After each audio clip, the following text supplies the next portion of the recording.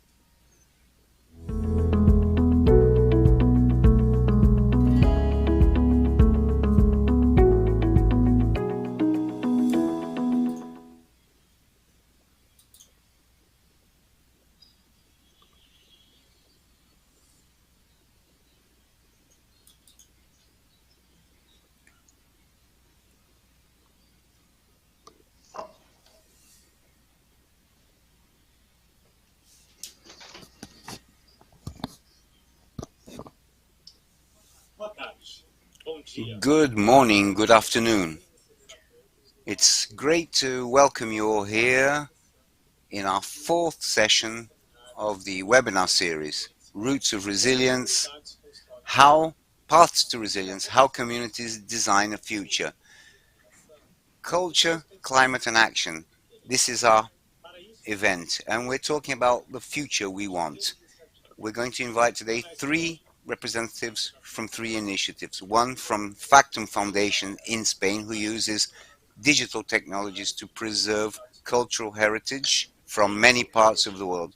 From the UK, we have the representative from the Critical Project, who seeks to form an international cooperation network to manage risks and disaster and for the preservation of heritage risk.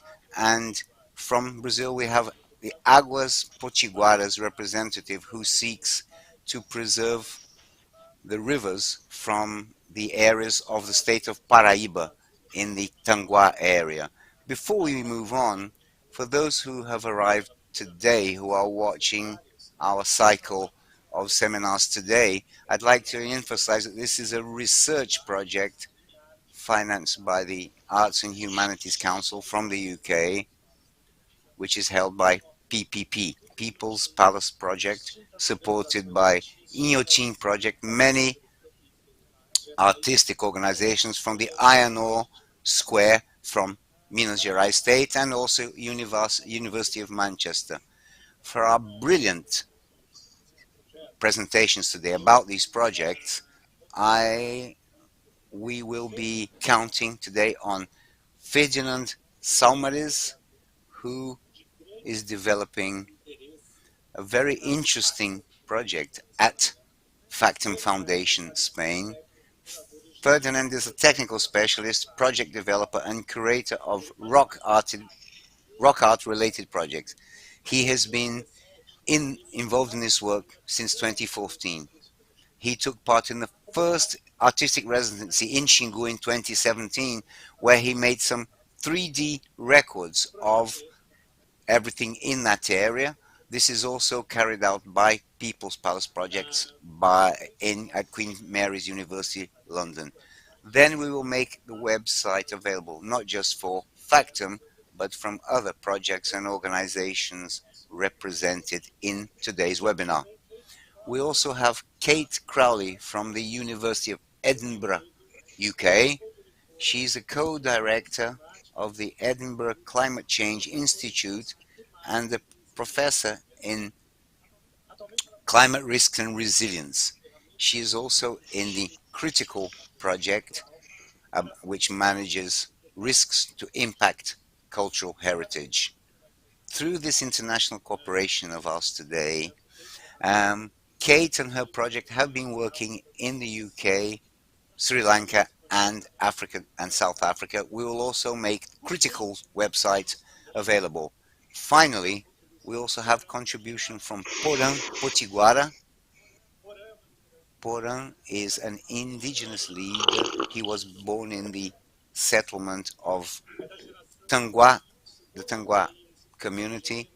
He studied in his village and he graduated as a forestry engineer from the university in Brasília. 2 years ago, he went back to his community with other integrants. He also started the Potiguara project, which deals with the cleanup and preservation of the waters in this territory. My name is Leandro Vagliacci, professor at Manchester University and one of the Roots and Resilience project. Today, I will invite Kate to speak first. Each one of our speakers will speak for about 20 to 30 minutes, and we will take the audience's questions and comments, and we'll present them in a Q&A session at the end. You can follow this event with simultaneous translation from English to Portuguese and vice versa, always through the People's Palace Project site on YouTube.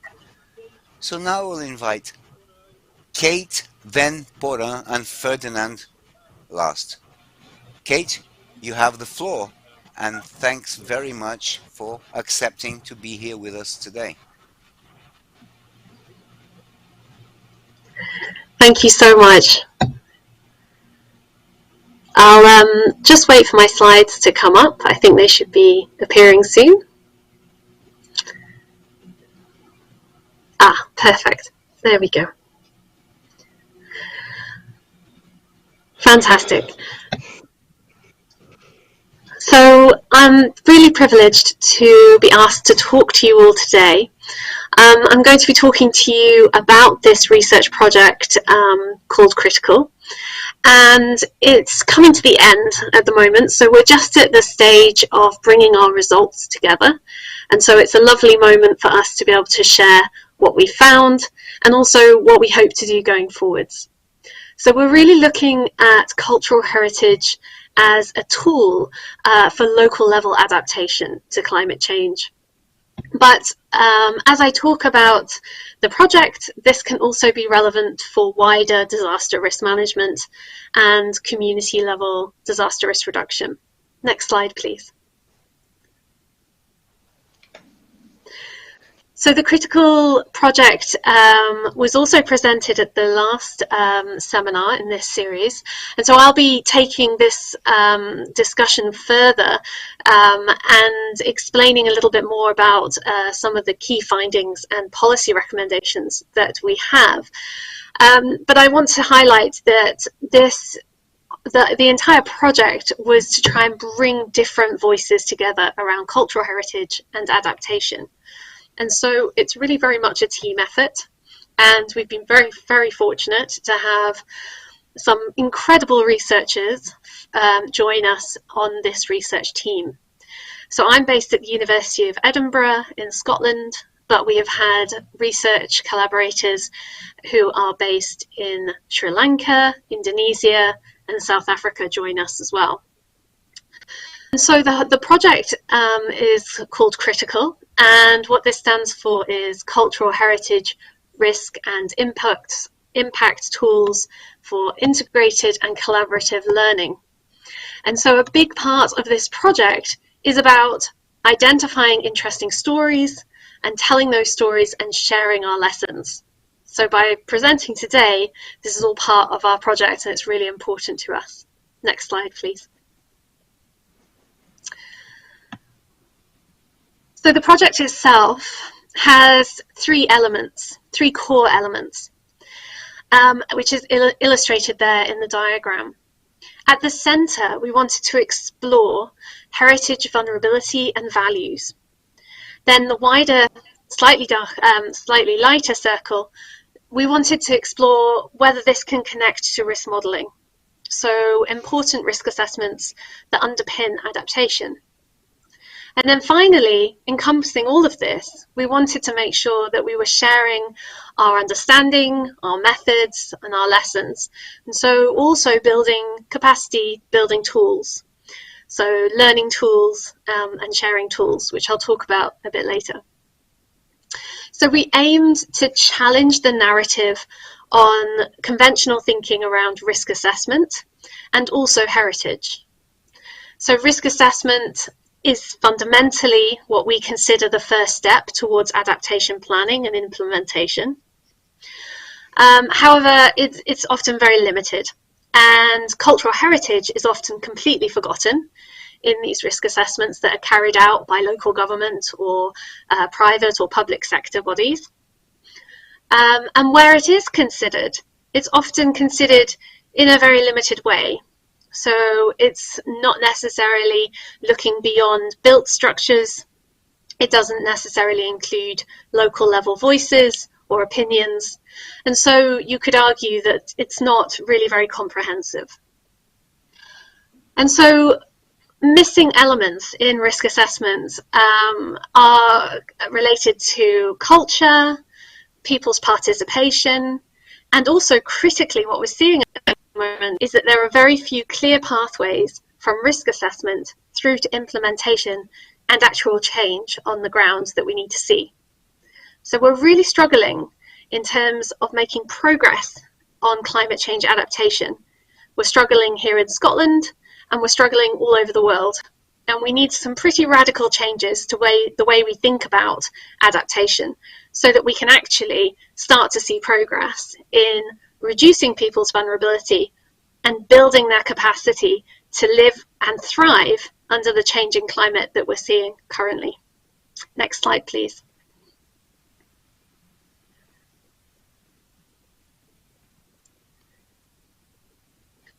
And so the project itself was relatively short, and we managed to do quite a lot. So it was a very ambitious project. First of all, we undertook a review of the existing literature, the peer-reviewed academic literature that looked at risk assessment and cultural heritage. We also had 3 very significant case studies that wanted to look at this diversity of voice in terms of heritage and risk. And these were located in our 3 amazing countries, Indonesia, South Africa, and Sri Lanka. And we wanted to just look at the idea that heritage is not only an asset for risk assessment, so something that you might consider when doing a risk assessment in terms of a building, a monument, or something else, but it's actually a tool for engagement around climate change discussions, around adaptation, and around so many other topics as well. Next slide, please.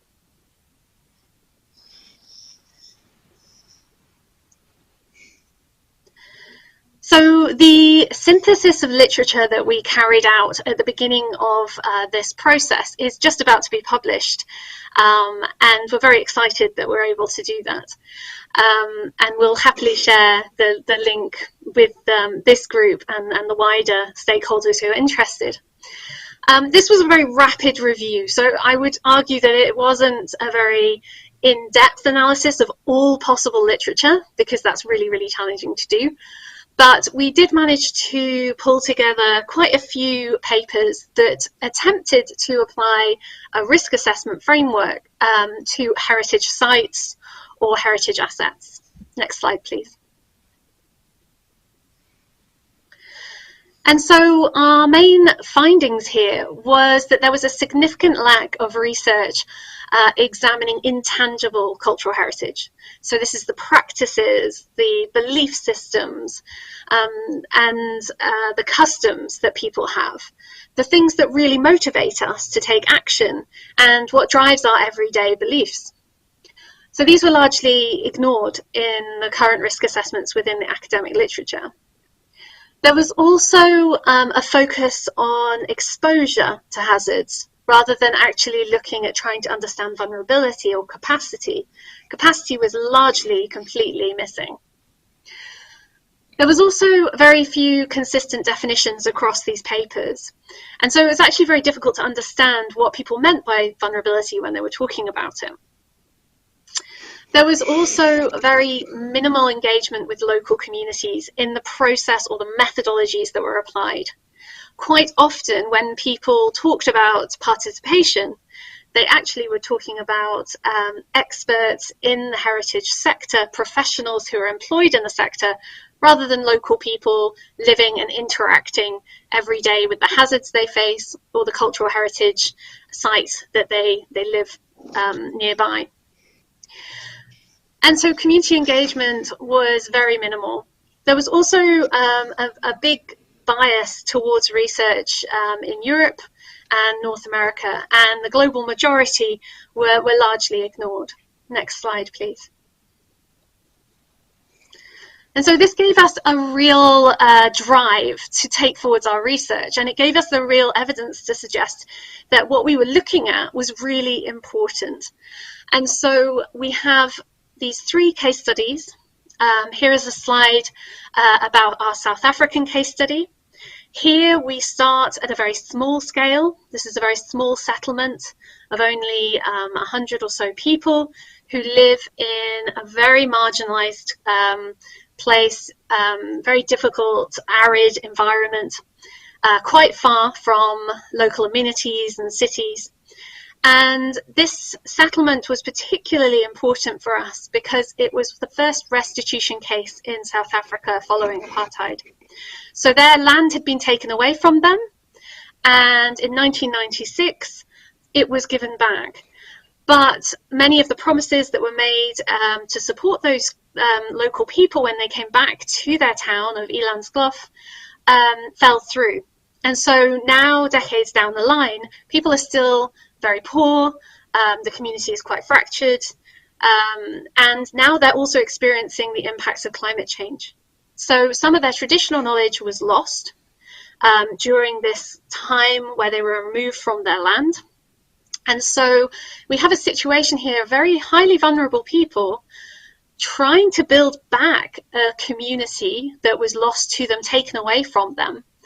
And that we felt that heritage could be a tool to have these discussions. And so our researchers from the University of Pretoria carried out a series of studies with the local people to really understand what place meant to them, what was important to them in terms of heritage, and what they needed in terms of building resilience.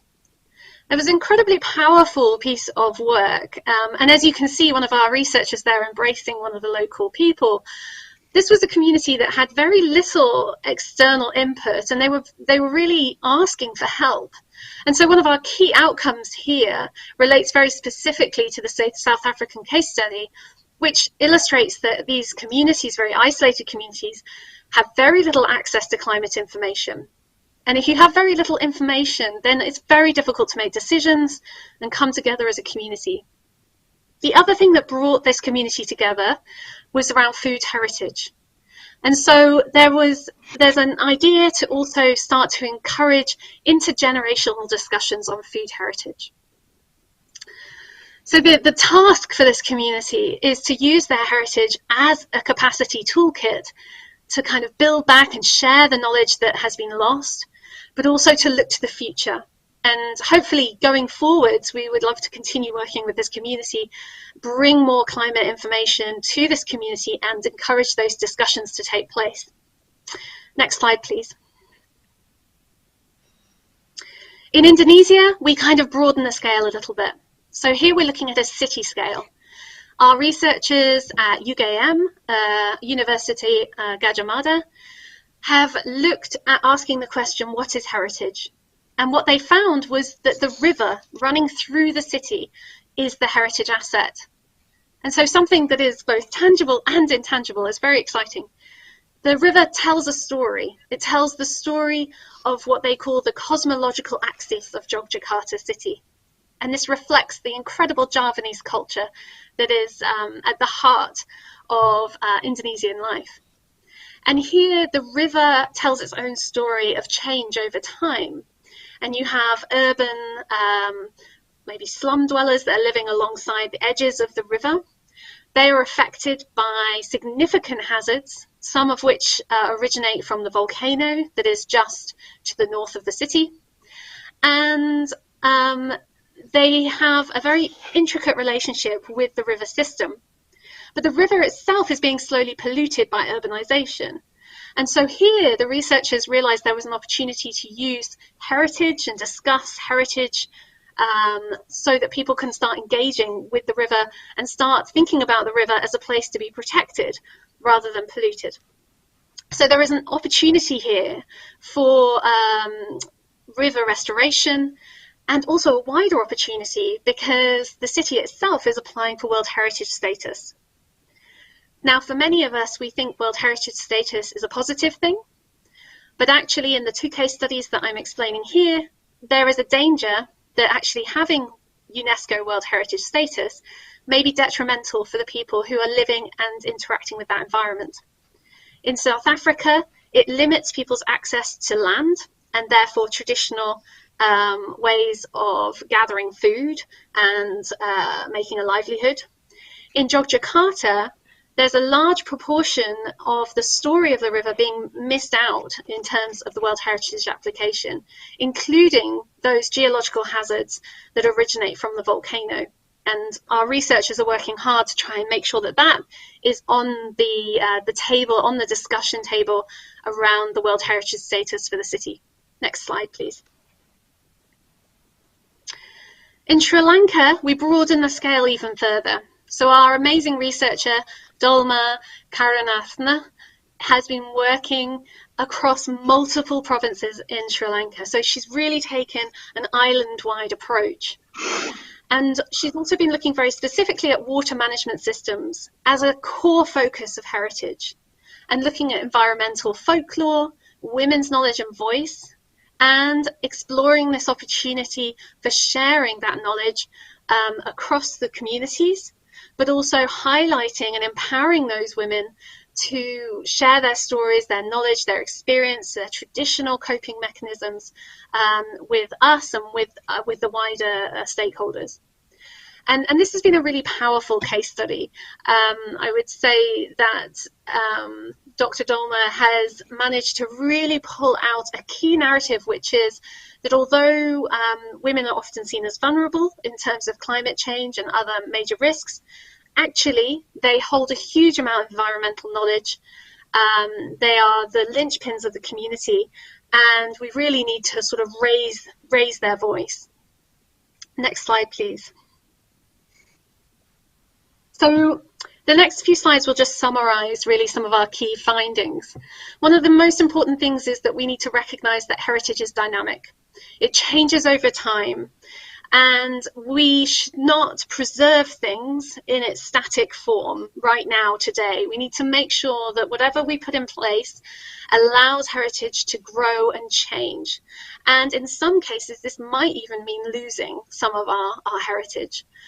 But it's really important that heritage through this project has opened up a dialogue about livelihoods, gender, capacity, and vulnerability. Next slide, please. So we believe that it's really important that we have this diversity of voice, that we think beyond our traditional ways of thinking in terms of risk frameworks, but also in terms of heritage. We need to consider heritage as a resource rather than something that's vulnerable to the effects of climate change. We need to do more work on value, so how heritage is valued in different places by different people. And we need to make sure that we rethink how we approach risk frameworks so that they can be agile and tailored to the local level context.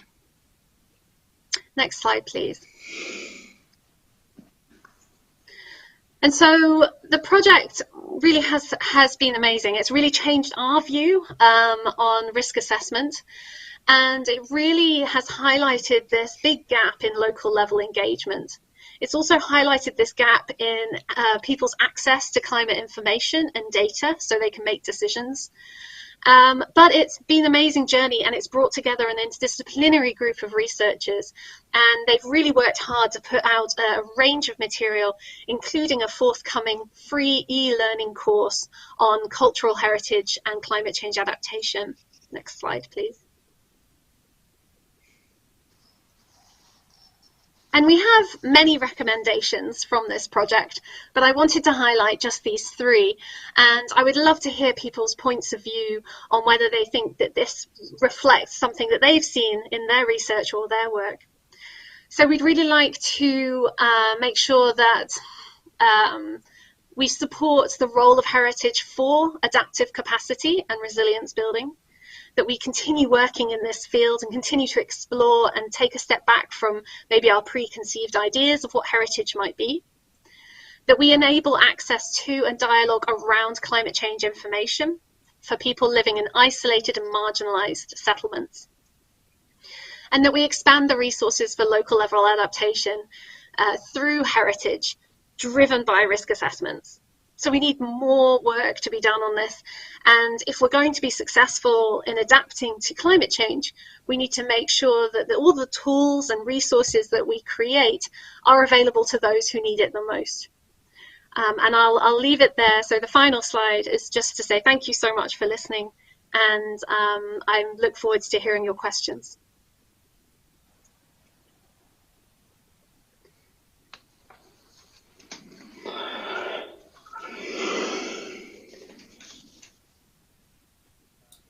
Thank you, Kate.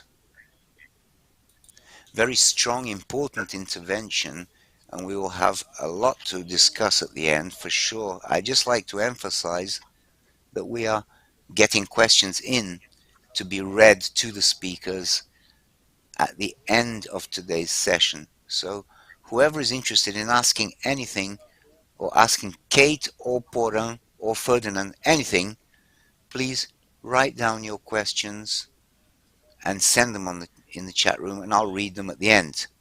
That said, I will now give the floor to Poran for his presentation. Welcome, Poran. Thank you for accepting our invitation.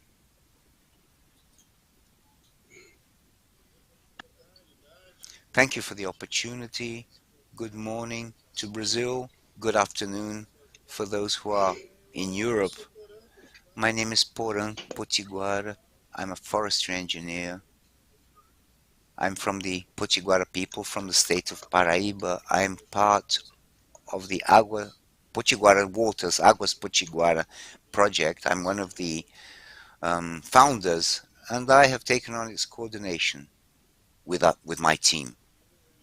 So first of all, I'd like to start off by saying that it was very difficult for us to compile this presentation. There are many pictures, images, videos, and I was in doubt about what to include, but I've built a chronological narrative of the river.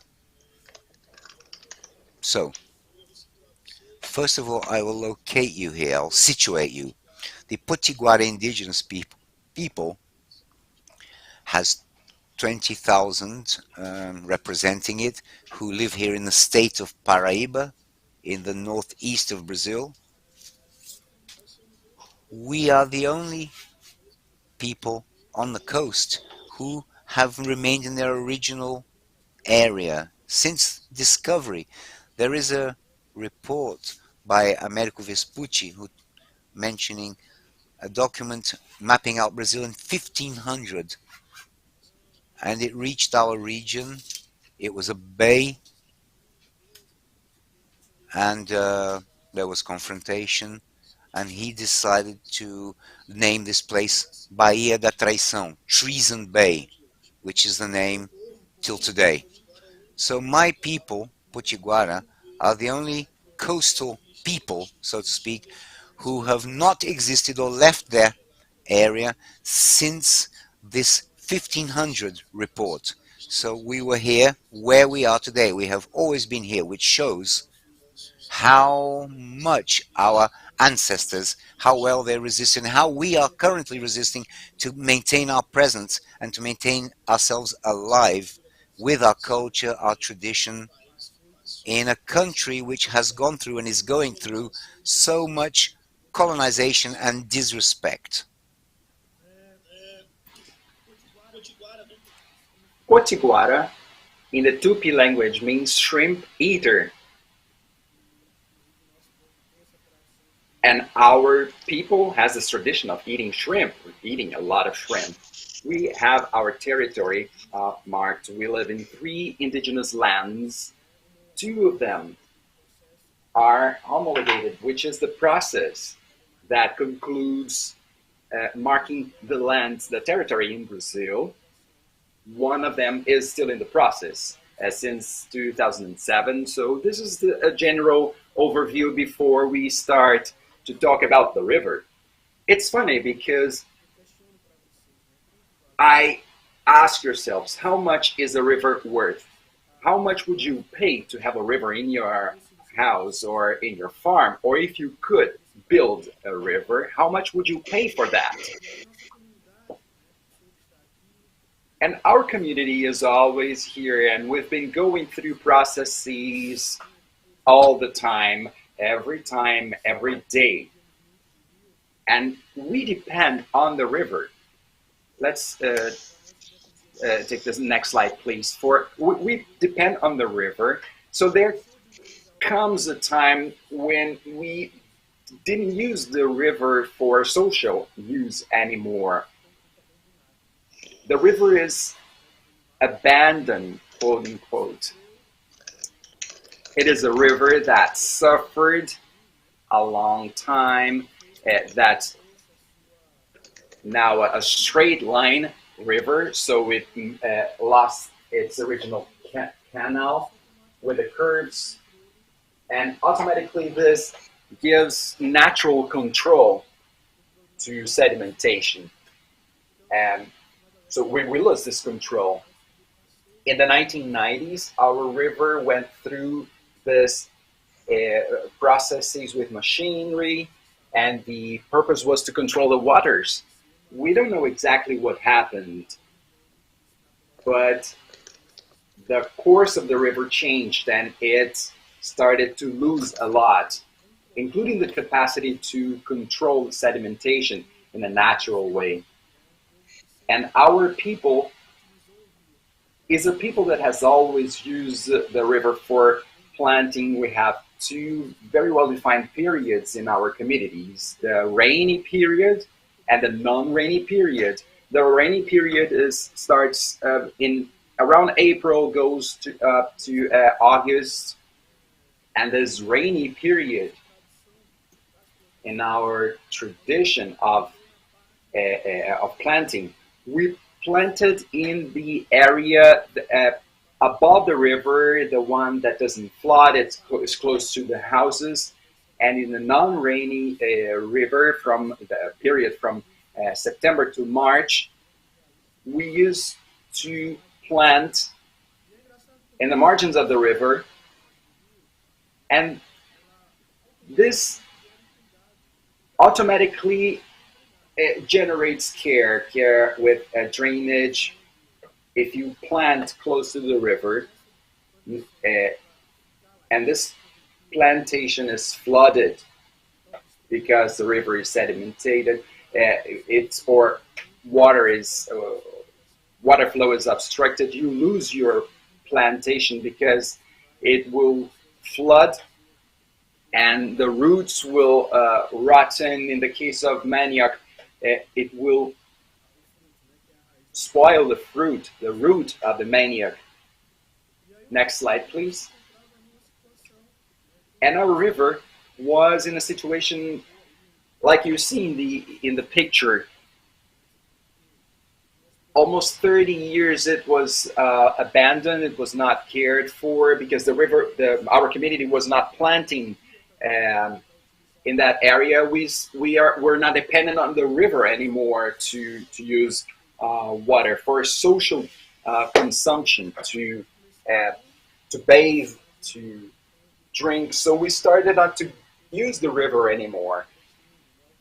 And since the canal of the river was changed, part of the vegetation was also changed, and the margins was extracted, and there was no plantation. So the care we had with the river was lost, and we started to have this other type of vegetation.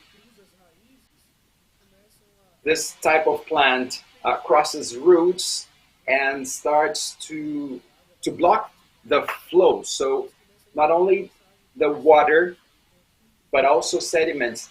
So what used to flow through the river canals stops their flow. So there's a barrier, and this barrier starts to subside and to obstruct the river. We had this initial shock when in 2017, around 2017, 2018, we were there to fish for the alligators, for the jacarés. We went one afternoon to toss a bait for the alligators, and we crossed the river from one side to the other, and we didn't find the canal. We were really concerned.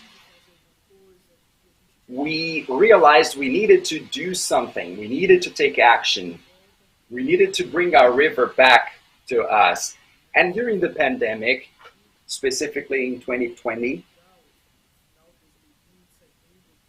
towards the end of 2020, September, October, our group decided to talk to a few people in the community.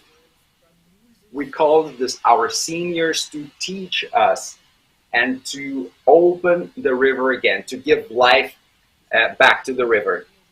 In January 2021, we started our first step, which is what we see in the picture, to open the river, and our river started to come to life again. I chose not to use texts in my presentation, but rather images, because images speak for themselves. Almost 1.5 years we've been working around that, and we were able to open a little more than 2 kilometers of river in an individual activity and using voluntary work. And I'm very gratified to see that, because the river I saw as a child, we used to use it a lot when we were children and adolescents. I'm going to make it possible for my own children, for my grandchildren, for the future generations to use.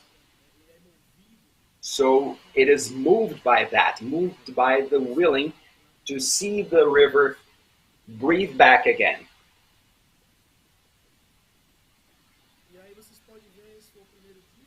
Here we can see that was the first day. We see this senior wearing white. He knows the river very well. He has always lived by the river. He is the one who guides where the canal of the river flows, because it's very close, and the one in blue starts to cut in the margin of the river, so we can find the channel and we can find the way. So this is our guide to the river, where the river used to exist in a closed way, where we couldn't see the ditches, the canals. And we see in this picture, we were working on that, and the river starts to flow. You see how hard it is.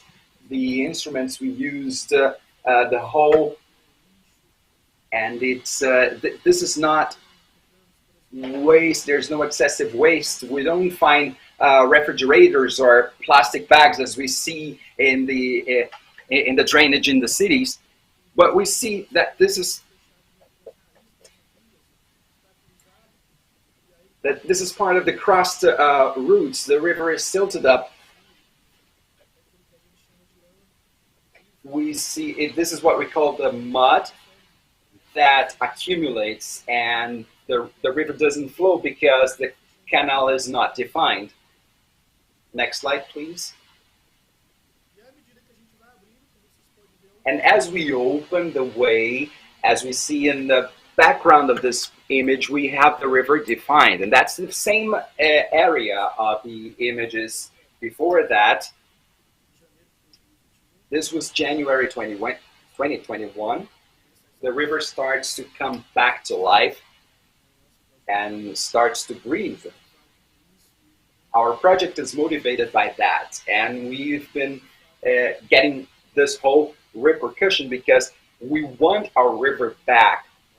That's the project, and the project is just in the beginning. We know that it's not limited to cleaning it. It is we have to plant again. We have to reintroduce the plantations, the plantations that are in the margins of the rivers. We have lots of ideas, and we've been growing these ideas in this project more and more. After 1 year and 4 months, we have other settlements that are doing the same in our region, in the state of Paraíba, so that we can follow up with other cities that are taking care of their rivers, are cleaning their rivers.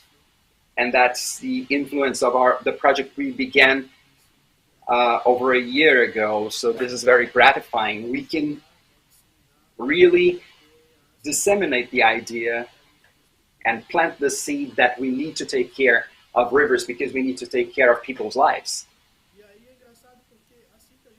It's funny because as we start opening the river, we start to have the social use of it, again, you see a fisher using a fishing instrument, which is traditional in our tradition, which is the pusa. They put the pusa in the river and they can catch fish, or maybe not, depending on the river.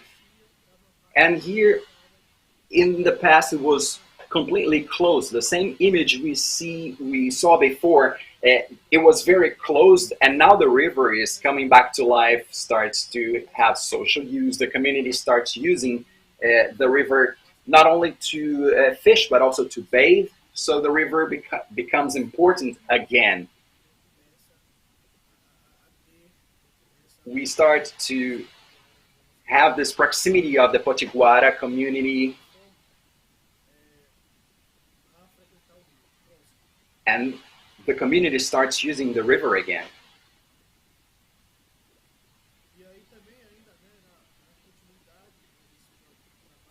In the sequence, we see the same area. To your right, it's my right. I'm not sure if you see it on the right hand side. It was completely flooded. The water couldn't follow its path, so it started to build a swamp, which was a temporary swamp during rainy days. So still waters that could attract mosquitoes and other insects. And we couldn't plant, we couldn't walk in this area, and it starts to come back to life again. And I use this image because we see a dog, which are also our fellows. They are also with us and around us. They help us do this job. And this is a very special dog that is always with us in these activities. He escapes from the sun. As you see in the image, there's no vegetation in the margin of the river. It's a little distant. And this is something we want to recover again. We want to replant, or to plant again in the margins of the rivers. And you can see that now we have some curves in the river, not as it is natural, not as rivers do naturally, that meandering, but we are trying to build the curves to help the river start rebuilding their own meanders. And here is our team, part of the team. We don't see everybody here. We see children, women.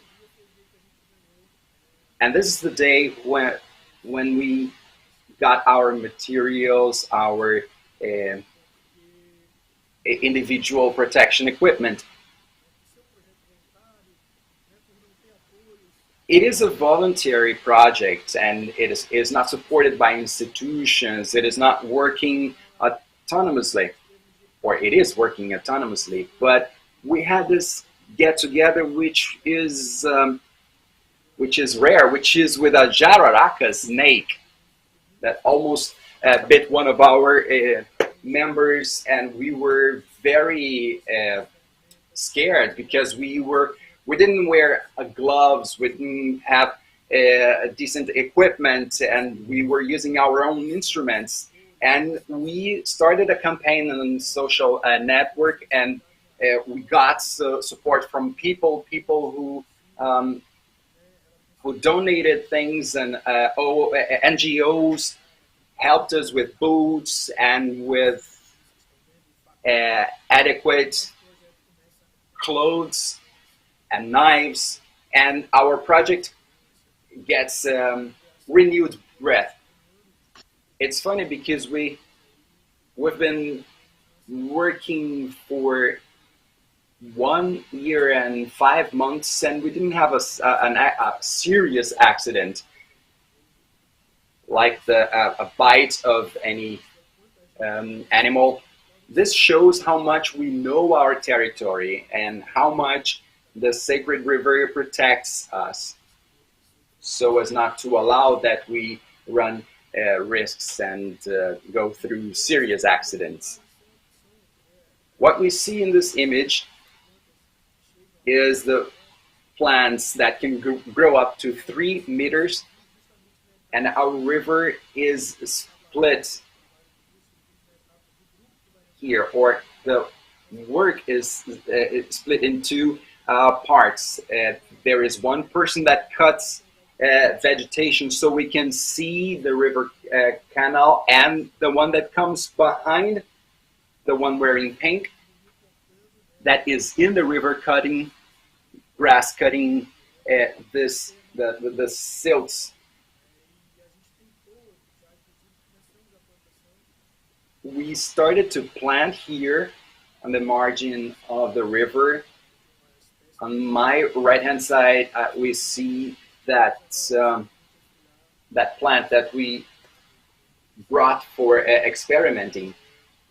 This seedling we see, we started to plant to correct the course of the river and start planting again. As we can see here, we use the hoe to remove mud, so we shape the canal. There's the team that is in the river cutting, and the one that is pulling. Everyone is well equipped. You can see this child.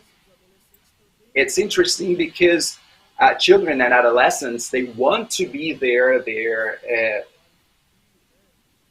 It could look like child labor, and we see that rather as learning.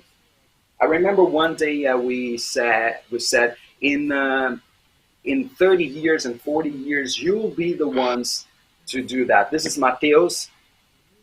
He is carrying an animal from the river, and we told him, you will be the ones in the next 30, 40 years that will be cleaning, and we'll be outside giving orientations to you for you to go on with the work, because the ancient people in the project have learned from their parents, and we're transmitting that knowledge to these boys and girls that are part of this job as well. Our work is done on Saturdays, only on Saturdays in the morning. We cannot go there every day because the team has other jobs. We have teachers, we have health agents, we have university students, technicians, electronics technicians. Everybody has their own functions. So we chose to do this job on Saturdays. So we give our contribution for digital, for environmental footprint, to give the contribution to our territory, to save our river, to give life to our river, and guarantee that the next generation has access to water. As you see, this is the job from out of the river. We see this man holding a fish, which we find during the work. As we open the river, we start to see fish. We start to see the bubbles. Sometimes we pull one fish, and this was virtually impossible a few months before.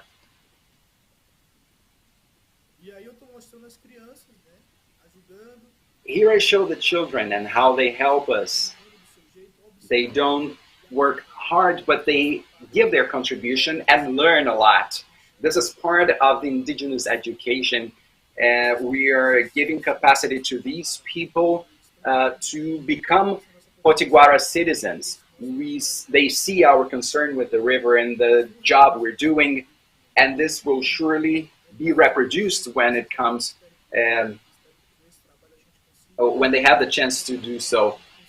And I hope we can keep the river flowing, and that the river has its autonomy. That's the goal of our project. is to lead the river in such a way that it doesn't depend on ourselves, that it follows its flow on its own, so we can use it for to get water for cooking and or for to have the waters for fishing. And hopefully these children will not have to reproduce this job in the future, but rather that they keep that and contribute with the memory of the people that has done this job.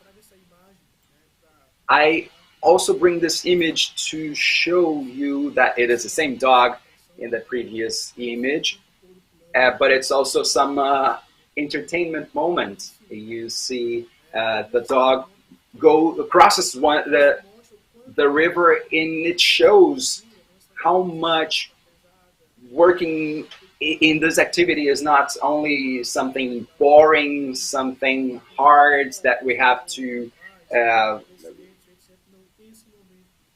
escape from snakes, and that we have to cut weed and etc. We see that this dog is having fun, swimming, and it jumps as if he was really playing with us.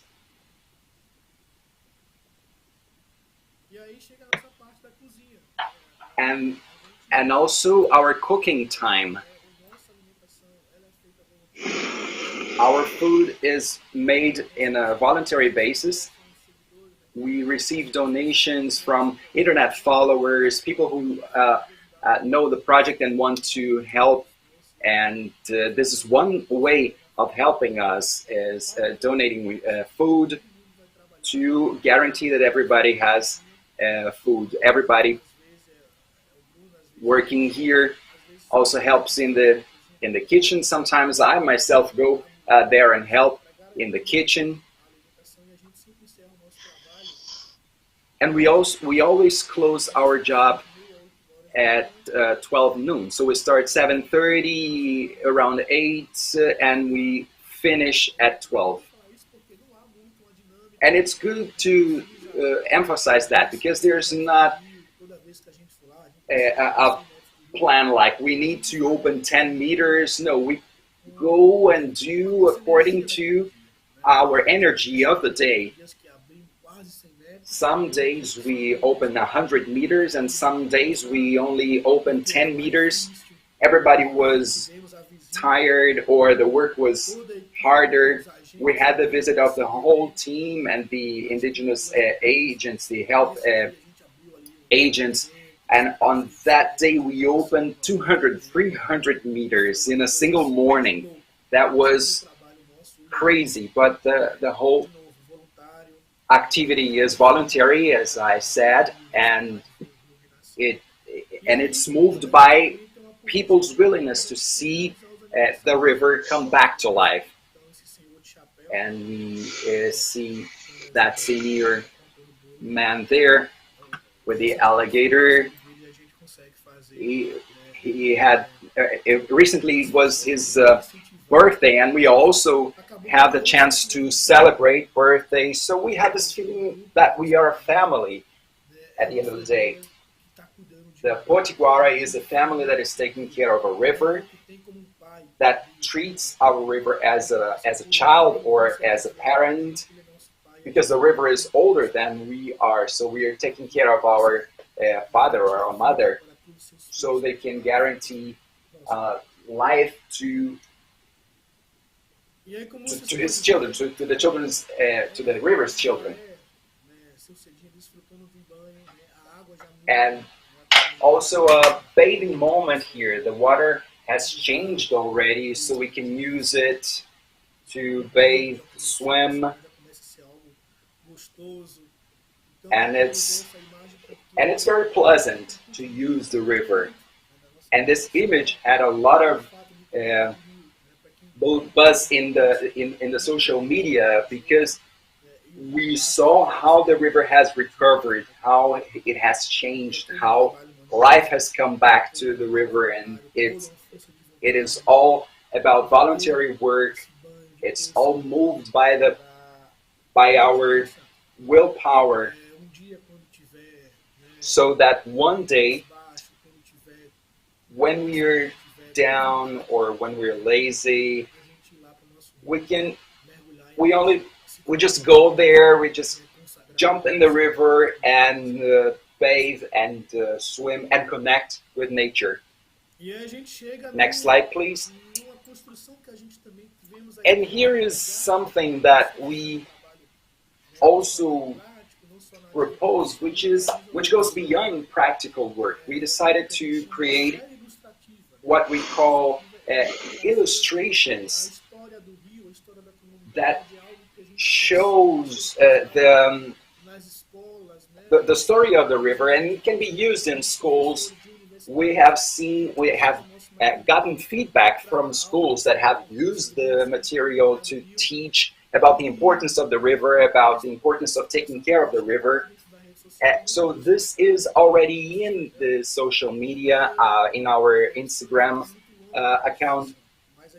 So I didn't bring lots of images from the social media, otherwise the presentation would be too long, but this is just one illustration where the older person teaches or tells the story of the river.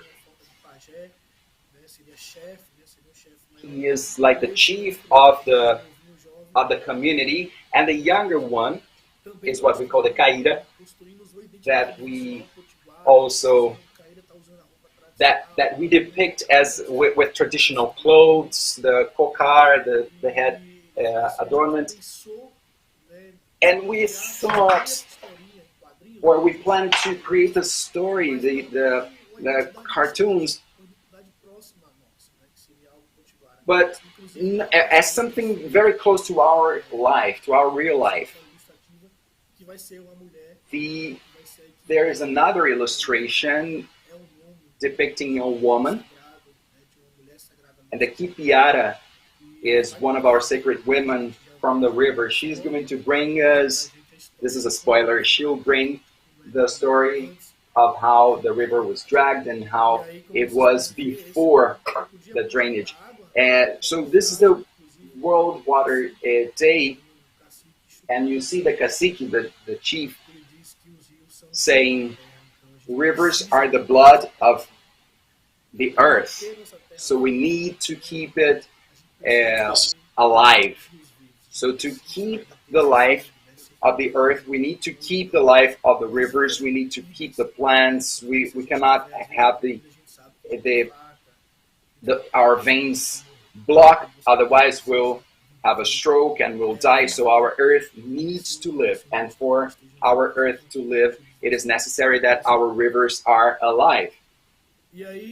Next one. And this is my final slide. This is part of our illustrations of our visual identity of the project. Here you see Águas Potiguara is our Instagram account. We are also on Facebook and TikTok, not Twitter. And if you want to help or to contact us, or if you are interested in seminars, lectures, or discussing possibilities of joint projects, talk to us. You can find us on Instagram, or you can email us. And this is and this email is also for PIX transfers.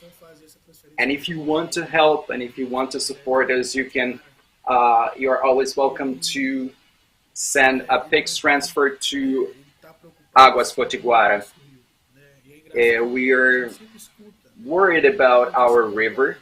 We always hear people say, I'm going to save the planet. So if you want to save the planet, first you have to save the place where you live. You have to save your environment. If everybody is worried about saving our environment, we will have the whole world worried about saving the environment, and the whole world will be saving ourselves. We will be saving our planet. So this is Águas Potiguara project. You will find us on social media. You will see videos, images. Follow us. We're open to partnerships. We're opening an institute to give more legal security to the project, because there's the issue of donations and all those things, and it's very important that we have this operating safely, and we're interested in partnerships to keep giving life to our project and to our river. So to wrap it up, I'd like to say that if we don't take care of what is ours, we'll end up destroying the planet's lives. The world has given us lots of messages that it is necessary to take care of our planet. It is necessary to take care of our sacred. It is necessary to understand that we are part of this planet. And if we're part of the planet, we need to take care of it. We need to take care of the planet, so we need to keep life. And the river is the main source of life because it brings water and food, and it makes it possible to be close to what we call sacred. This is my presentation. I hope you've enjoyed and that you have questions. If I cannot answer here, you can always find us on Instagram or Facebook or TikTok, whatever you find necessary. You can always email us as well. Thank you very much.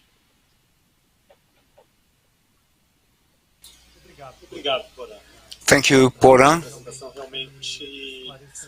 That was a very clarifying presentation about the reality of such a special part of Brazil. Very quickly, I will now give the floor to Ferdinand for his presentation. We already have lots of questions here, and after Ferdinand finishes his presentation, we will start a discussion stroke Q&A based on what the audience has written into us so far. Ferdinand, you have the floor. Thank you very much, and thank you so much for inviting me.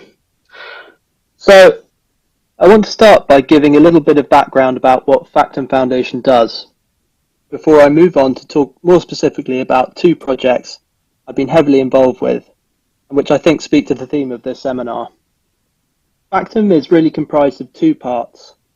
The foundation, which I work for and will talk about today, which focuses on developing and applying digital technologies in the field of preservation through the promotion of high-resolution recording and facsimiles, and Factum Arte, which is a fabrication workshop that produces commissions for contemporary artists such as Grayson Perry, Anish Kapoor, and Marina Abramovich. The distinction is more conceptual than physical, as both occupy the same studios and make use of many of the same digital and physical processes.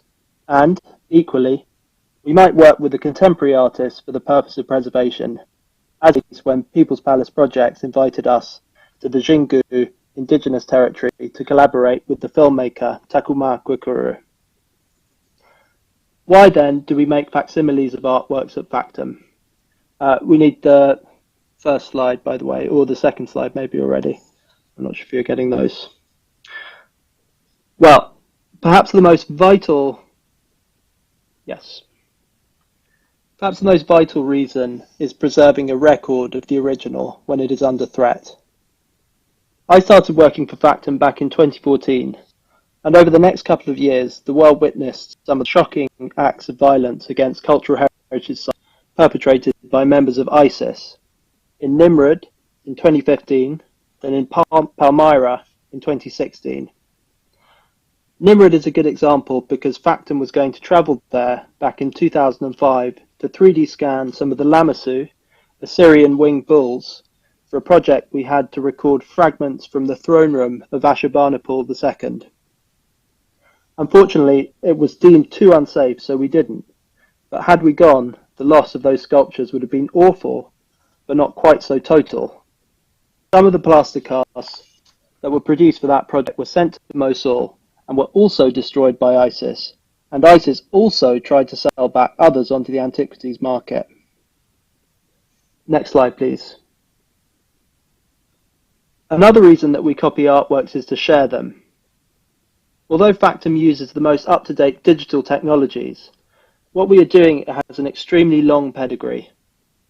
Arguably, the most striking historical precedent of what we do are the cast courts at the V&A Museum in London, which were the outcome of the vision of the founder of the museum, Henry Cole, to be able to share works of art between international collections. This was set out in 1867 in a document titled The Convention for Promoting Universally Reproductions of Works of Art for the Benefit of Museums of All Countries. One of Cole's motivations, in a slightly patronising way, was to give London's poor an experience of the wonders of the Grand Tour that they would never be able to go on. Today, with cheap flights, that obviously isn't so much of a problem for people in the UK, but it seems possible that in a more environmentally conscious future, facsimiles might once again play a similar role of providing experiences of artworks in other countries. And I think also, particularly if we think about a future in which we have more pandemics, that could be the case. In fact, that is already the case for a few of the projects I've worked on, such as rock art sites in the Saharan desert, which are very challenging to access. Since we have a picture of the V&A's plaster cast of Hadrian's column, it is worth mentioning that even if an object isn't threatened by ideologically motivated extremists, objects are at risk of degrading just from their environment. Hadrian's column is in the middle of Rome, and a century of pollution has badly damaged the relief sculptures, which means that the copy of the original arguably has a greater claim to originality than the original. It is also worth mentioning that when fashions changed in the mid-20th century and originality was prized above copying in art schools, lots of the art schools destroyed their bulky collections of plaster casts, potentially losing important information in the process. Next slide. The didactic function of plaster casts in art schools brings me on to the next reason we make copies: to study and understand them. Recording and reproducing a work of art is an exercise that can reveal the hidden stages of how they came to be and what they were used for.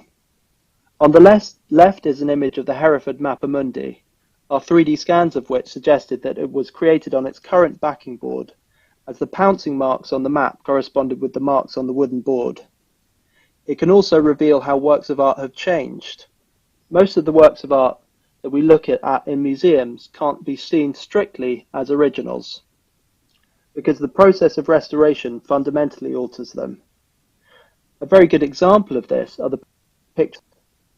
They are fragments from a column in the pharaonic tomb of Seti I in the Valley of the Kings in Egypt, which Factum has worked on and off for 20 years.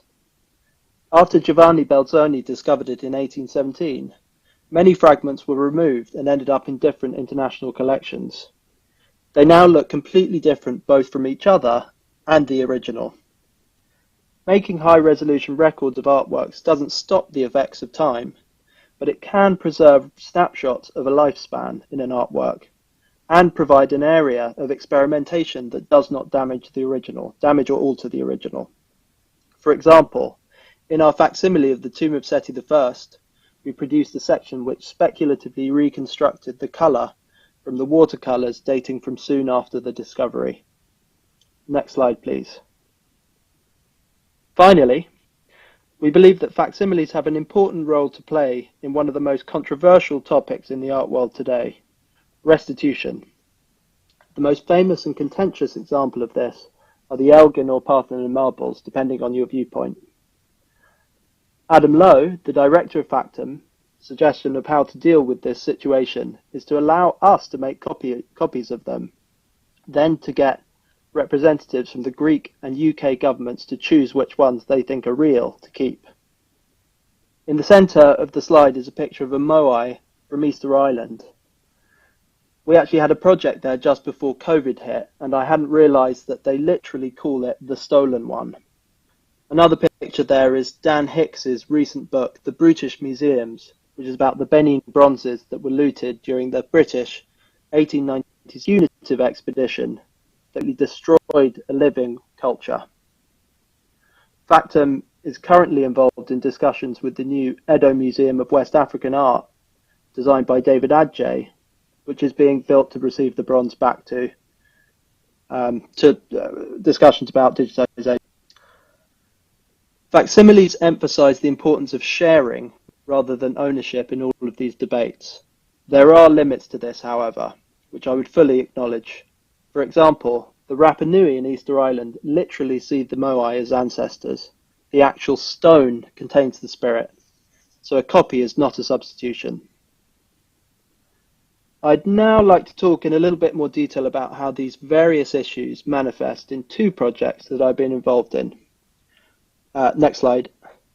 But first I should say a little word about technology. On the top left, you can see a picture of the Lucida laser scanner in action in the tomb of Tutankhamun, which is what we use to record 2.5D surfaces, such as paintings or reliefs, and which we designed and built in-house. What it does is to project a laser line onto a surface, which is then mechanically moved across it, and as it does, two cameras record the way in which the laser line breaks up, and a computer software interprets that to build up a 3D surface. Similarly, the image below is of a white light or structured light scanner, which can be used for 3D objects, and projects barcode-like strips onto the surface of an object. Afterwards, the digital 3D data can be rematerialized either through a subtractive process, like CNC milling, which carves away a surface, or 3D printing, which adds a bead of plastic to build up a surface. In terms of the recording technologies, they require continuous supply of power and controlled light, which reduces the potential number of subjects significantly. Shortly after I started at Factum, though, we started using photogrammetry, next slide, a process by which you can extract 3D data from 2D images. Basically, you take multiple overlapping photographs of the subject from different angles, then a feature recognition software compares the difference between the two and uses trigonometric calculations to build up a surface. The advantage of this is that you are able to gather 3D data just by using a camera, which allows much more difficult to access sites to be recorded. The two projects I now want to talk about would not have been possible without the development in the quality of photogrammetry. So I'm now just going to share my screen for the next slide. Toggle camera, toggle screen, Chrome tab. Here we go. Okay. I hope everyone can see that. So the first project is one I've devoted the most time to whilst I've been with Factum, and is based in southeast Nigeria in Cross River State. It is aimed at preserving and promoting the monoliths, which are basalt ancestral figures found in a region of 350 square miles of the Middle Cross River region. The southeast of Nigeria is the former Biafra breakaway region, which was ravaged by civil war in the late 1960s. The Bakol region is also just 40 kilometers from Cameroon, where the southwest has been experiencing many years of insurgency from the Anglophone minorities. The project has had two main components. First, it has involved documenting the monoliths on site, photographing, numbering, geolocating, and 3D scanning them. Over several trips, we have documented 215 monoliths in 27 sites and trained a team of Nigerian photogrammetry specialists. All of this work is really important because many of the monoliths are extremely damaged, as you can see here in the top right corner. I think I'll probably stop sharing now. The Bakol region used to be heavily forested. Have I got my screen back? Toggle camera. Here I am. The Bakol region used to be heavily forested, but now the trees have been cut down and they have been replaced by yam fields. Unfortunately, the farmers practice slash and burn agriculture, which heats up the monoliths and cracks the basalt as it cools. This neglect reflects the mix of attitudes to monoliths in the region. For some, they still represent their ancestors and are looked after accordingly. but for others, particularly members of Pentecostalist churches, they represent a past that they want to reject, seeing them as evidence of juju or black magic. On our first visit to the region in 2016, we documented 12 sites in 6 days and recorded the base half of a monolith at a site called Ntitogo, the top half of which was identified at the Metropolitan Museum of Art in New York by colleagues based in Nigeria. Next slide, please.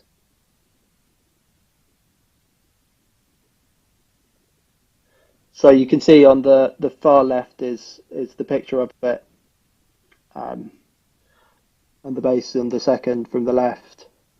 Top is in the Met, second from the right. So the photograph on the left was taken in the early 1960s by Philip Allison, who was commissioned by the National Museum in Lagos to undertake a survey of all the sites. As you can see, the top half was still on site, although there is a visible crack. The top half was bought from a gallery in New York in 1985 and then was donated to the Met as part of a larger bequest in 1994. Next Monday, I hope I said 1985 and 1994 then. Next Monday, I will be travelling to Lagos, where a reunited facsimile of the two halves is going to be displayed at the National Museum of Nigeria before it returns to the Bakor region in July, where it will be installed at a new visitor centre we are setting up. That's the picture on the far right, is the reunited facsimile. Next slide, please. Another example is of a monolith in the Musée du Quai Branly in Paris, which bought it from the Belgian dealer of African arts, Pierre Dart, in 1998. Here it can be seen in another of Allison's photographs at a site called Iting and Tar, which we documented in 2018. The following year, we brought back a small 3D printed model to the community, and one of the elders said, "Oh my God, that is Ebi Abu, that is our ancestor. He was stolen in the 1970s, and people in the community went to court because they accused each other of stealing it, or him." I asked them if they would like a facsimile, and they said, "We would like it, but it would not have the same spiritual power." Then my Nigerian colleague Abu Edit got a bit carried away and led all the elders in a sing-song of "Bring back Abu to us" to the tune of "My Bonnie Lies Over the Ocean," which is like bring back, oh bring back Abu. Sorry for my voice. So again, there are limits to what a facsimile can do. Still, the facsimile of Ebi Abu is going to return along the Ntitogo monolith, but it won't go to the visitor centre because that is on Nam land and the Tingintar is on Ntar land. We've produced it in acrylic 1, which can be displayed outside, so we are planning to plant it in the ground and hopefully have a little ceremony of its return. We hope that ultimately the action raises the question of what happens to the original. Next slide, please. The photographs of the Ntitogo and Iting and Tar monoliths were published in Allison's book of 1968, so they were publicly available. What really changed things for the project was documenting the complete archive of Allison's material from Bakor, which became available at the Bodleian Library in Oxford in 2017. It contained pictures of many more monoliths and led to a few more very interesting discoveries in international collections. One funny situation started with finding a monolith just on Google Images. I asked the gallery that owned it if I could record it, and they gave me permission. So I went to a warehouse in the outskirts of Brussels, where the manager said, "Which one have you come to record?" And I said, thinking on my feet, "All of them." So he brought out 2 shapes wrapped in blankets, then unwrapped them to reveal that neither of them were the ones I expected. And one of them was a phallic star monolith I immediately recognized from a site called Oyengi. Next slide. Earlier that year, we had visited the site, which used to have 5 monoliths in total, and now only has 2. The chief pleaded with us to help bring the others back, and we were able to identify the other phallic star one in the collection of Pierre Dartebel, who sold the Ebi Abu monolith to the Quai Branly. The final one is still missing. The chief is in the image in the bottom. I was going to play that video, but I think it's available on our website, so probably better to just watch it there. As well as identifying authentic examples in international collections, we have also identified a number that we now believe to be inauthentic. Next slide, please.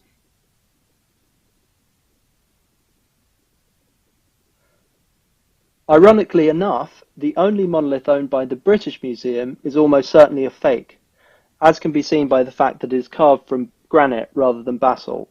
It was, though, authenticated by Philip Allison in 1974, who I think must have been having a bit of an off day or must have got overexcited. When I went to Jerusalem to the Israel Museum to record another monolith, the curator showed me an example in the collection which is in a very similar style, so that's the second from the left. And then we found out about another very similar monolith that was bought by the New Orleans Museum of Art in 2019, that's the second from the right. We took some of the images back to the Bakul region to show some carvers to see whether they were real. There was a very where I tried to play a trick on one of them by saying that it was in the British Museum, it must be real. But he wasn't having any of it. He just said that things weren't, so it couldn't be real. The truth, though, came from working with a Cameroonian researcher called Narcisse Chando, who provided the image on the far right in an article for a book we are preparing for the exhibition on the monoliths at the British Museum later this year. Next slide, please. In that same article, he also included another image of 5 monoliths that were on sale in a centre in the town of Foumban in western Cameroon, which looked rather different to the previous one.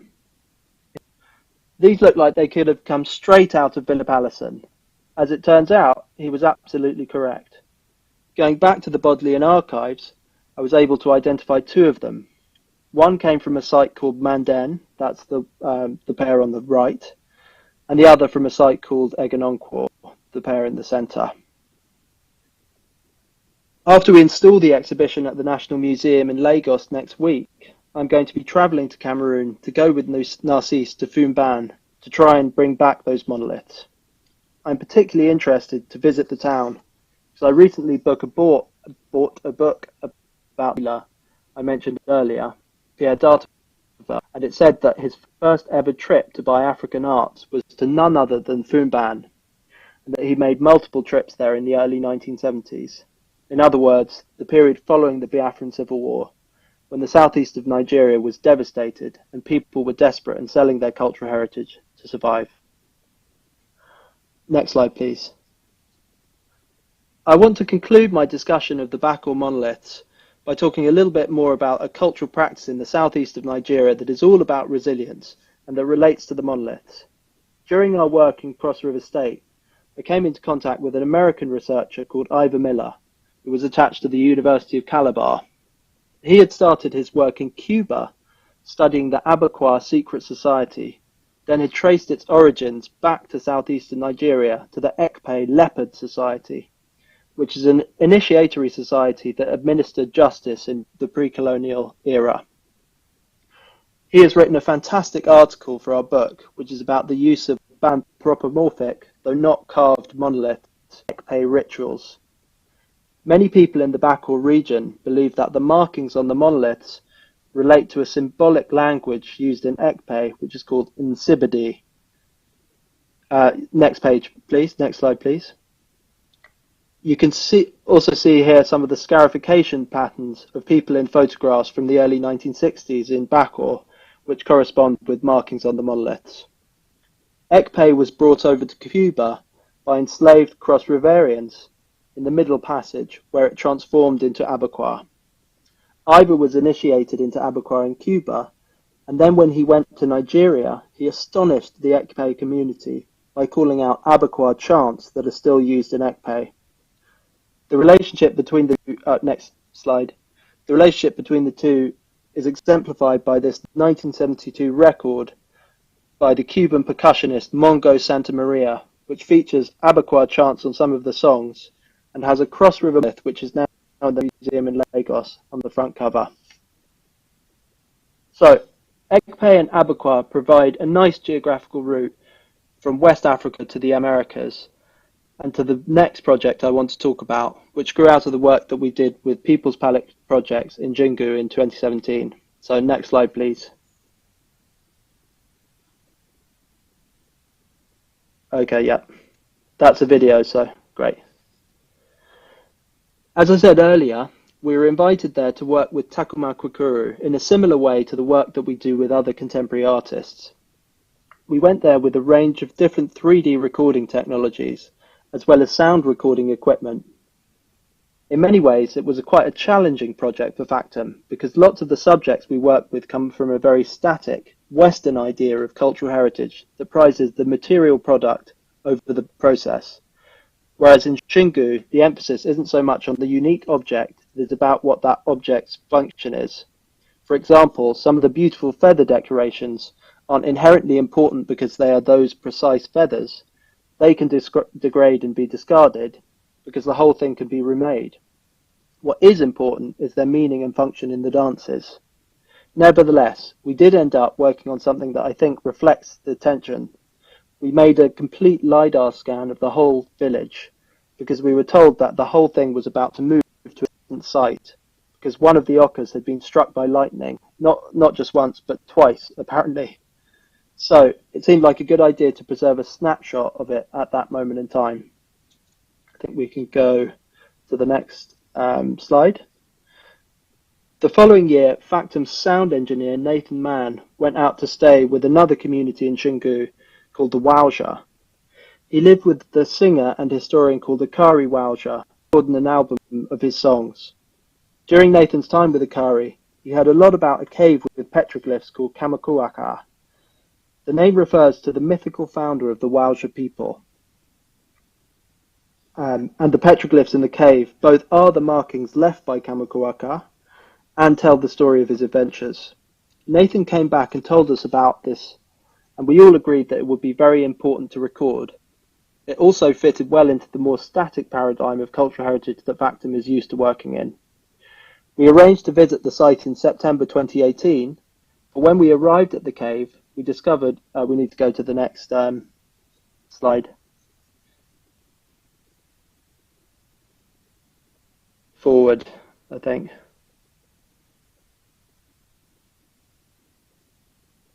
So, when we arrived at the cave, we discovered that it had been vandalized. Okay, so we need to go on, sorry, one more time. Ruining the dramatic tension here.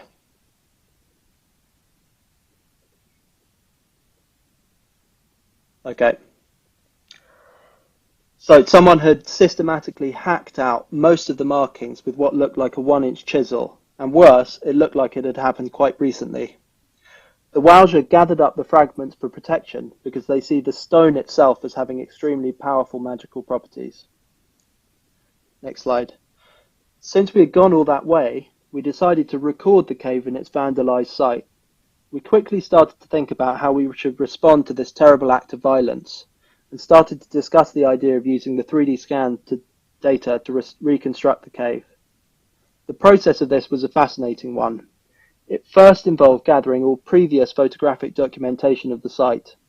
Then a colleague of mine worked on transferring those photographs into depth maps, next slide, and then mapping them onto the 3D scan of the cave. After that, we sent our next slide. We sent our large printouts of our initial restoration to the community with sheets of acetate so that they could correct where we had gone wrong.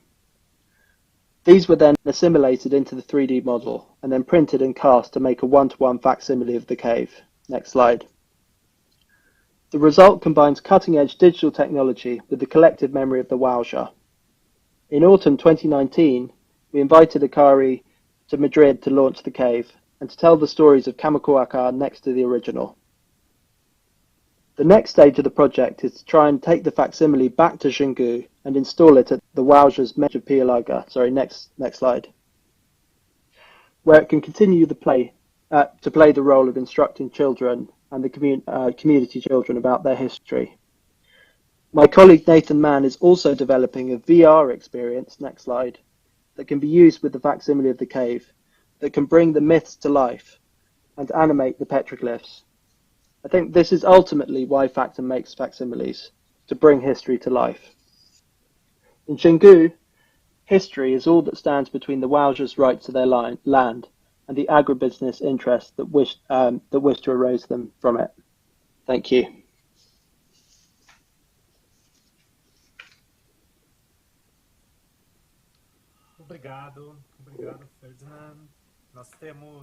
Thank you very much, Ferdinand. We have another 30 minutes left, so we can answer questions or make comments. We have lots of questions and very interesting ones. We'll start with questions from the audience. I'd like to start with questions to Kate.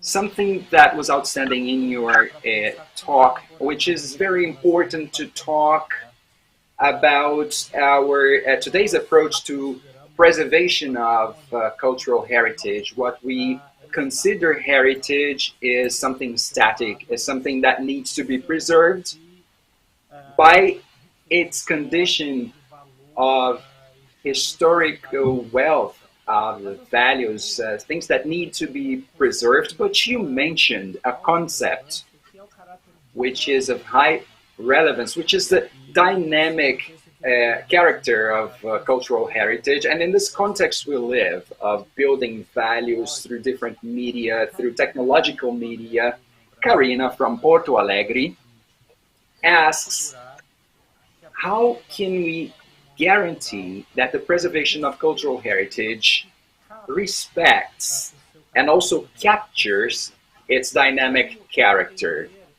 How can we understand the dynamic character of the preservation of heritage in the process of building heritage? And how do we respect the dynamic of this process of continuously building the value of heritage? It is a dense question, I'm aware of that, but I think it is a topic that deserves to be explored. Thank you very much. Thank you. Yes, this is a big topic. Sim, é tema muito grande, na verdade. It's a really big topic, and one that I think we all need to think about when we're working. Eu acho que a gente precisa pensar nisso quando estivermos trabalhando não somente em preservação do patrimônio, mas também em adaptações às mudanças climáticas também. And so I think one of the things I have learned through this project, and I should say that I'm actually more of a climate change adaptation expert and a disaster risk reduction expert rather than a heritage expert. But something that I've learned is the idea that actually many of the different heritage discussions that we've had with local people across all of the sites is not just about the physical, tangible assets, but actually about knowledge and experience and storytelling. And so I think that is a very powerful thing. I think storytelling is something that a number of our guest speakers today have mentioned as a really powerful tool of not just capturing what is the current heritage and the current discussions that are going on within local communities, but past and potentially could be a tool for looking at different futures for those communities under different climate changes. And so I think heritage has a very strong role to play in terms of disaster management. We talk of heritage as motivating and shaping all of our actions and therefore must be part of the discussion. But how we capture that and how we respect that, I think, are two really interesting aspects. I think, you know, at the end, really, I mean, the last speaker there really sort of struck this, actually all the speakers, I have to say, it's not necessarily about outsiders coming in and doing that work. I think we have to be extremely humble. As an outsider, we need to provide and facilitate tools for others to use and to capture their own heritage. And I think if we don't do that, we're in very much in danger of misinterpreting, making assumptions, and also continuously sort of putting on this neo-colonialist perspective. So for me, it's about taking a step back. It's about being humble. It's about understanding the value of those heritage assets if they're tangible. And it's about helping the community to take their own journey towards capturing what is important and sharing what they can and what is appropriate to them. But I think also this intergenerational theme that has come out of this afternoon and this morning's discussions is really important. So, how do we also share information from the elders through to the young people? And that makes it dynamic because they'll take that information on, they'll interpret it with their own experiences, and then they'll share it hopefully with their children. And so, some things we're not going to be able to control. And we shouldn't, absolutely. And this is kind of where heritage can take on its own story and support those who need to make progress and need to build their resilience and strengthen their livelihoods. It's not an answer to your question because it's such a big question. Desculpa, claro que é uma resposta super interessante e é realmente That's a very interesting answer, and it's really a big topic, and I think it involves the technological dimension of records and also in recording and disseminating information. This adds value to cultural heritage. And this leads me to another question by Ferdinand. Ferdinand, it's nice to see you again. We worked together in 2017 in a project, and I admire Factum's work since then. The purpose of recording and democratizing, in a way, access to heritage conservation. Samantha from Brumadinho is one of the municipalities where this research is being carried out. Samantha asks a long question to you, and I'll read it briefly. She writes, I noticed that technology is established as a helping tool that complements heritage policies and fostering the identity of their communities. But I can imagine that not all people that live with this heritage or that has heritage, cultural heritage as this history, believe that technology can be an ally. Many times these people think that technology is rather an enemy of preserving value. So Samantha asks if in any of your projects you've been through that situation or you faced that. I can imagine it's about resistance by people involved in historic heritage, about the purpose of using technology to record and to disseminate the history, the value, the image, these elements of heritage. What do you think? Well, I think one of the main things to emphasize about what Factum does is to distinguish us from, organizations like Google, which are carrying out lots of these cultural projects to own the data.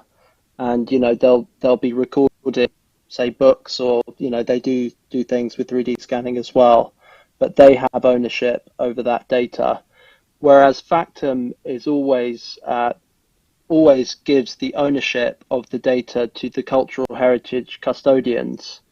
So I think, that's the kind of baseline for dealing with communities and giving them reassurance about, the idea that we're not coming here and sort of taking something in 3D form and storing that away from places from that community. But in terms of kind of resistance at a community level, in a way the projects don't get off the ground. We don't get to those places. I think it's an interesting, it takes me back to think about introductions to Xingu before we'd been there, and this idea of not even something simple like not wearing sunglasses, not having this barrier towards people, and this other idea of sensitivity of your camera and using the way you photograph people in the community, and that also takes me on to thinking about the Kamakwaka project that when we went to record it, Kamakwaka is just outside the Xingu Indigenous territory, which is why it's under threat. So part of our journey, I mean, we could have just gone there and recorded it, but we went right into the middle of Xingu, Piolaga, which is the main Wauja village, because it's important to have that face-to-face, contact with those people, and for us to look into each other's eyes and build up trust, and for us to explain what we're doing and why we're doing it. So what I basically say is, I can't really come up with examples of resistance, because we wouldn't get there if there was, it would stop before we got that. But we are constantly aware of negotiating those kind of sentences, and I think Xingu was a particularly an area that we had to be particularly aware of those kind of sensitivities.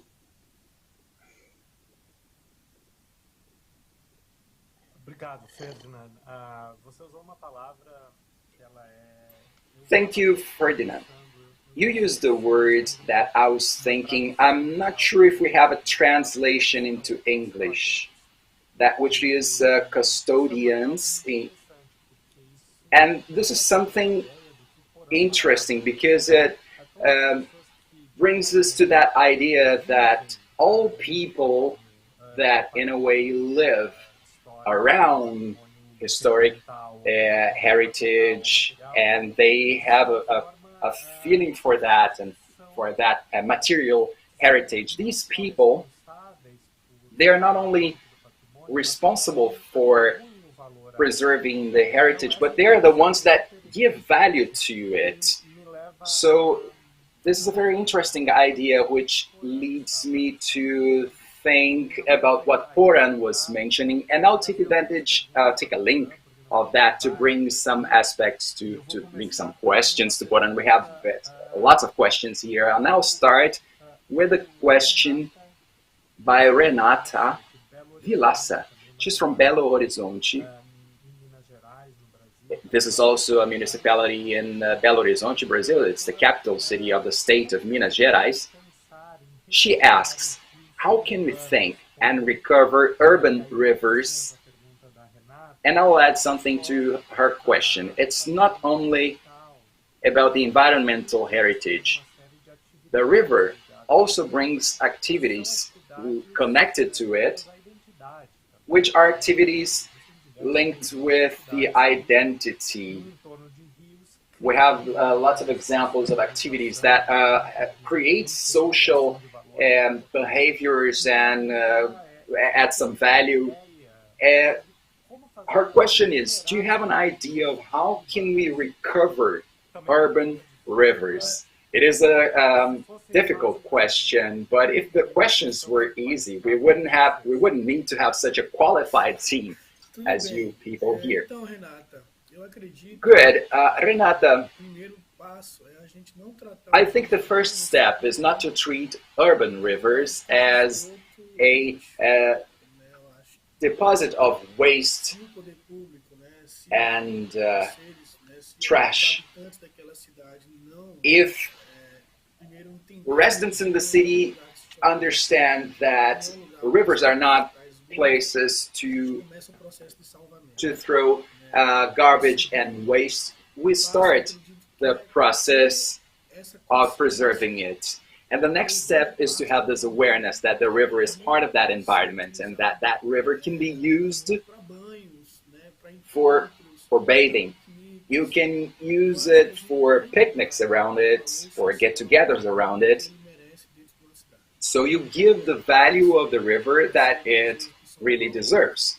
I've been to Sao Paulo a few times, and I was really sad when I saw the river in that situation. That's a huge river that could be used for water supply, and it's there with contaminated water. The color is very weird. People shouldn't touch that water. The river is virtually dead. There's no life. So if people living in the city have this awareness, we will be able to save the rivers. Thank you very much, Poran.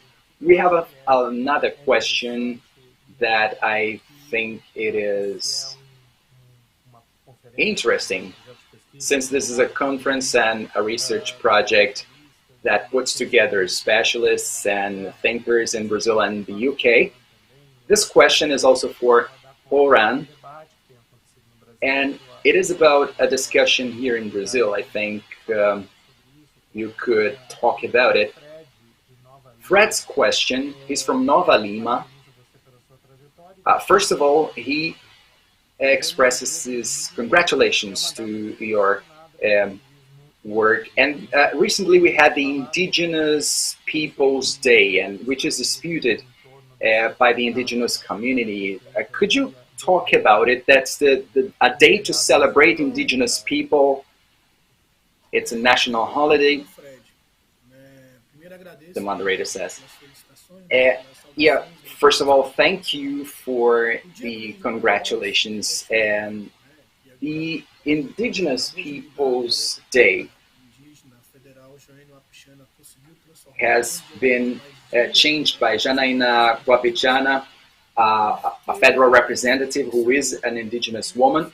It was thought in the 1940s during a conference in Latin America. Our indigenous people were afraid of being part of it because they thought they would kill our people. And this was when we decided to have that date to celebrate the lives of indigenous people, or to celebrate indigenous people. And our indigenous movement associates this day to something of a culture. Well, Brazil celebrates it as to pay homage to that culture. But for us, we have this day, or the Indigenous Peoples Day is every day, because we have always existed as people, as culture, as traditions. April 19th became a day not to celebrate, but to remember the fights of indigenous peoples. It's a day to try to claim acknowledgement to our people, to our education. But unfortunately, it's dedicated to folklore until our days, where it should be a day to try to be closer to our daily struggle to survive and to resist in this country. Thank you very much, Poran. We're coming close to the end of our webinar, and I would like to draw your attention to an important element of this project. This is the fourth and last webinar of a series of webinars where we sought to bring important elements that created our research project. And this research project takes into account core elements of the discussion about what is cultural heritage in different dimensions, in the environmental dimension, in producing cultural value as a core element in local development strategies that involves the environment and traditions and ownership. High level cultural chains. So we transform this innate culture of the region, especially in the region of Minas Gerais, the iron region in Minas Gerais, and developing new strategies to develop economically with the preservation of the environment and the cultural heritage. This is a project that is fundamentally connected with co-creation with artistic regional entities. So I invite you all to be in your to come to us with your contributions from your own areas. This is something very inspiring to us, to the evidence that we're producing. I'd like to thank you all for your time to have this discussion here. Unfortunately, we don't have more time left, but it was really a very important discussion, and the material will be recorded and will be available on social media of People's Palace projects, and it will certainly be used a lot by people who are interested in so relevant topics as is your work. Thank you very much, Kate, Ferdinand, and Poran. I hope to see you soon in the next, in a future discussion. Thank you very much, and thank you very much, you all in the audience.